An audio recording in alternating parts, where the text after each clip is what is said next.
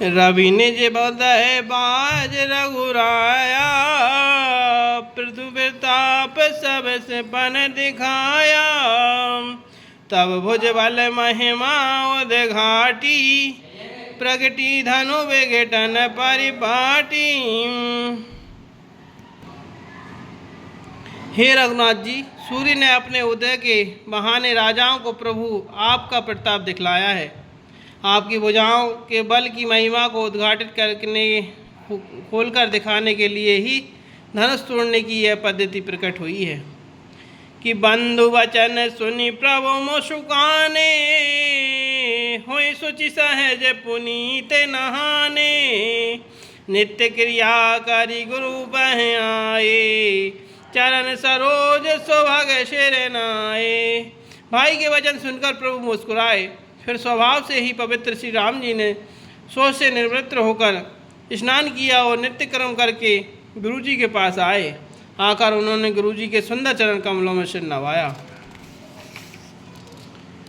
कि सतानंद तब जनक बुलाए, कौशिक मुनि पहि तुरत पठाए। जनक विनय तिन आई सुनाई, हर से बोल लिए दो भाई। तब जनक जी ने सतानंद जी को बुलाया और उन्हें तुरंत ही विश्वामित्र मुनि के पास भेजा।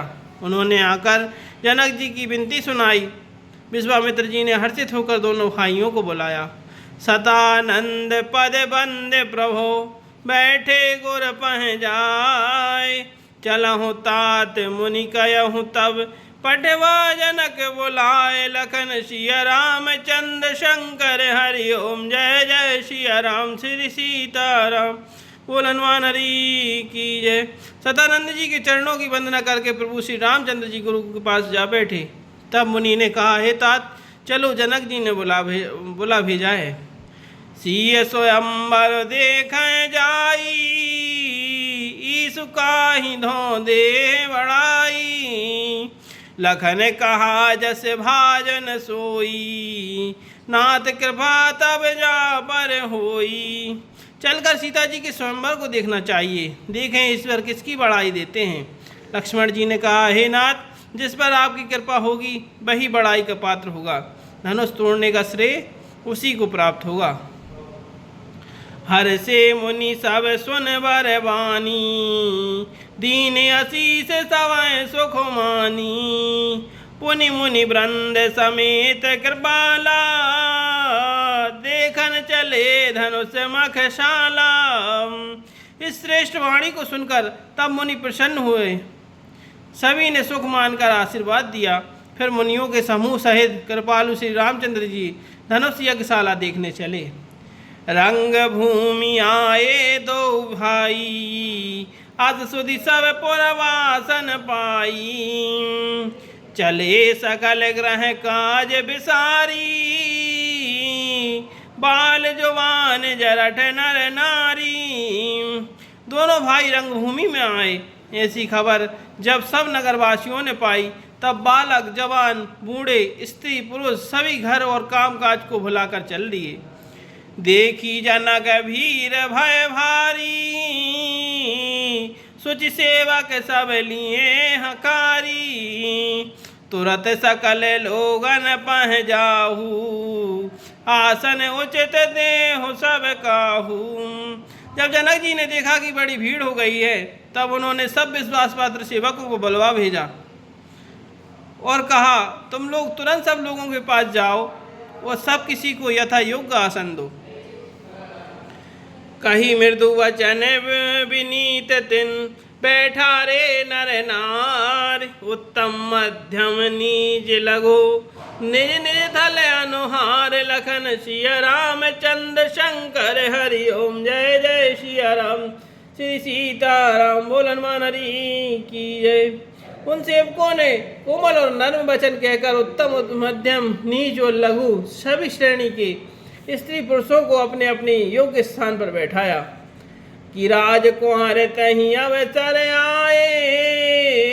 मनहु मनोहर तातन छाए, गुण सागर नागर बर वीरा, सुंदर श्यामल गौर शरीरा।